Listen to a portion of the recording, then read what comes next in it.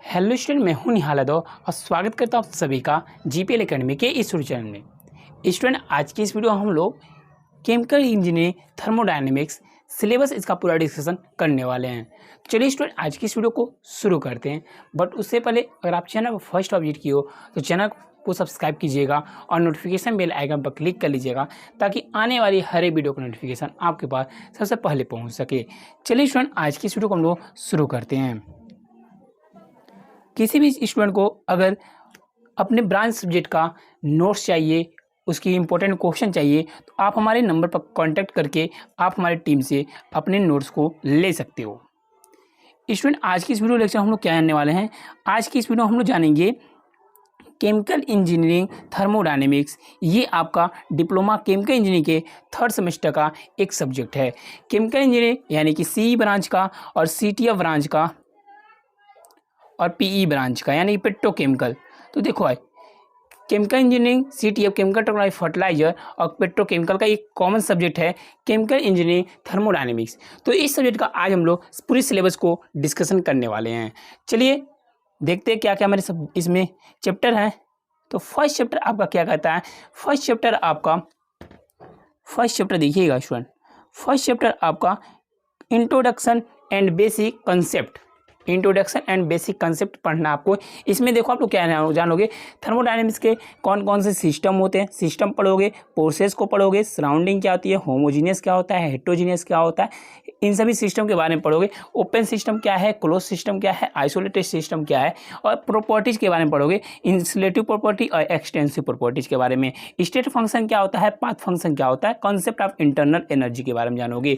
Enthalpy क्या होता है, एंट्रोपी क्या होती है, गिब्स फ्री एनर्जी क्या है, एमोगेट्स लॉ क्या है, डाल्टन लॉ क्या है, हेनरी लॉ क्या है, जीरो लॉ ऑफ थर्मोडायनेमिक्स। इस जो चैप्टर है देखो, ये थर्मोडायनेमिक्स का ये एक चैप्टर है। इसमें आपको इतनी सारी चीज़ों को पढ़नी है।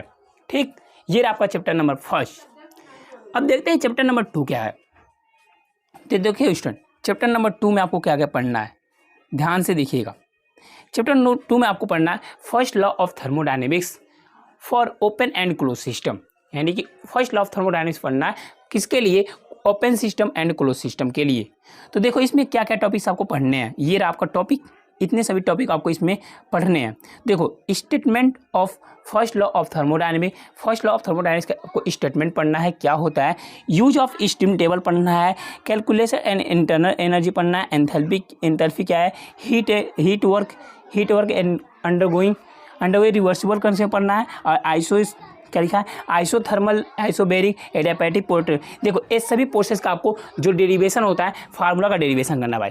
तो देखो हमारी टीम में जो सब्जेक्ट पढ़ाएगा वह मैं ही पढ़ाऊंगा। केमिकल इंजीनियरिंग थर्मोडायनेमिक्स का एक सब्जेक्ट जो मैं खुद पढ़ाने वाला हूँ। और देखो स्टूडेंट, जो ये है ना, isothermal, isobaric, adiabatic, polytropic process, इन सभी प्रोसेस का जो है आपको जो फार्मूला निकलता है उसका डेरिवेशन मैं काफ़ी खतरनाक लेवल पर कराऊंगा। और एक बार बताऊंगा स्टूडेंट, आप कभी ज़िंदगी में नहीं भूल पाओगे। ध्यान से मेरी बातों को सुन लिए, ध्यान से मेरे कंसेप्ट को समझ लिए। जो मैं कंसेप्ट आपको दूंगा उस कंसेप्ट को सुन लिए ना, पक्का बता रहा हूँ आप किस ज़िंदगी में नहीं भूल पाओगे। चलो नेक्स्ट आपका जो अगला लेसन होने वाला है वह अगला यूनिट है आपका सेकेंड लॉ ऑफ थर्मोडायनेमिक्स। क्या पढ़ना है स्टूडेंट, आपको पढ़ना है सेकेंड लॉ ऑफ थर्मोडायनेमिक्स। तो देखो सेकेंड लॉ ऑफ थर्मोडायनेमिक्स आपको क्या क्या पढ़ना है, ध्यान से सुनना।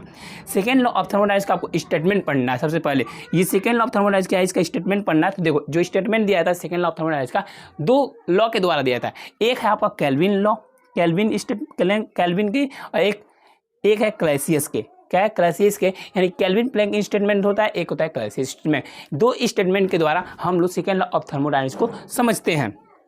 ठीक, तो इसमें देखो आपको क्या क्या पढ़ने हैं।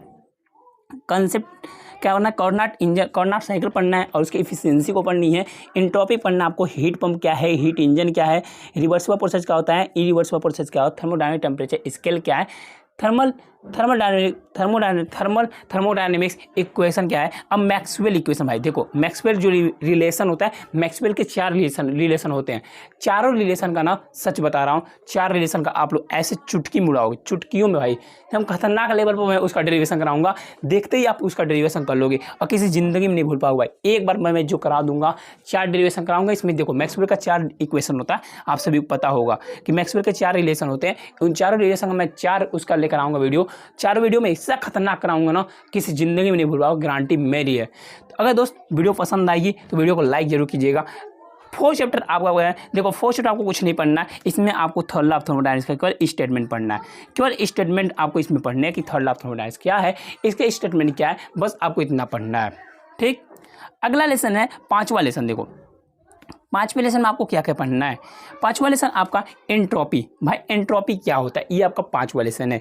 तो एंट्रोपी में आपको कुछ नहीं पढ़ना, बस इसमें देखो, इसमें मोस्ट टॉपिक जो है, सबसे मोस्ट आपका principle of increases of entropy, ये आपका मोस्ट है।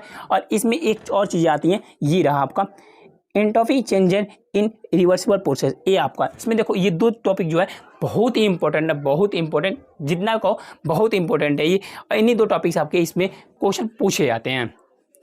अगला जो है आपका नेक्स्ट यूनिट नंबर 6 में देखो, यूनिट नंबर 6 आपका application of second law of thermodynamics, यानी सेकेंड लॉ ऑफ थर्मोडायनामिक्स का आपको क्या पढ़ना है, उसका एप्लीकेशन पढ़ना है। ठीक, तो इसमें देखो क्या क्या टॉपिक इसमें पढ़ने हैं। इसमें आपको रेफ्रिजरेशन के बारे में पढ़ना है और कंप्रेसर के बारे में, पूरी है इसमें, पूरी खेल इसमें घूमता है।